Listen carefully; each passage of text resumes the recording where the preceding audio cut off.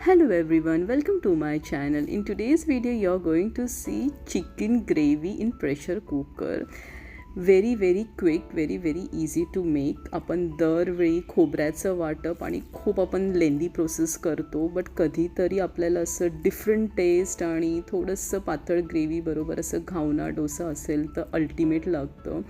So this time I have just decided not to use coconut, instead only onion and tomato.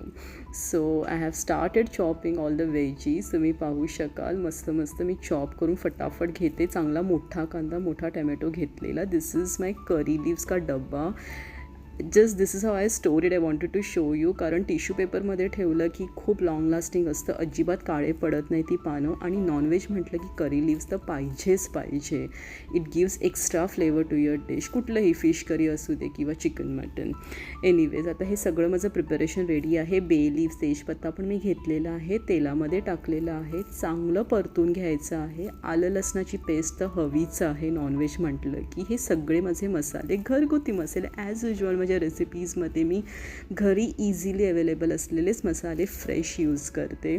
So ते सगळे add केलेले आहेत. आता पाण्याचं प्रमाण अगदी बेताचं टाकायचं. इट्स डिपेंड अपॉन लाईक तुम्हाला कशी ग्रेव्ही पाहिजे, पण मला सेमी लिक्विड टाईप थोडं पाहिजे होतं.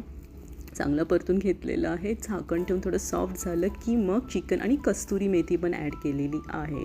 So now it's time to pressure कुकरमध्ये 3 शिट्ट्या देऊन आपल्याला पटकन ते करून घ्यायचं आहे. अँड येस, लक्ष ठेवायचं आहे जास्त शिट्ट्या नको व्हायला की पूर्ण ते चिकन विरघळून जाईल त्याच्यामध्ये. So this is the final look of my dish. खूप मस्त झालेलं, एकदम भन्नाट तिखट, एकदम परफेक्ट झालेलं, चवीलाही छान होतं. Do try.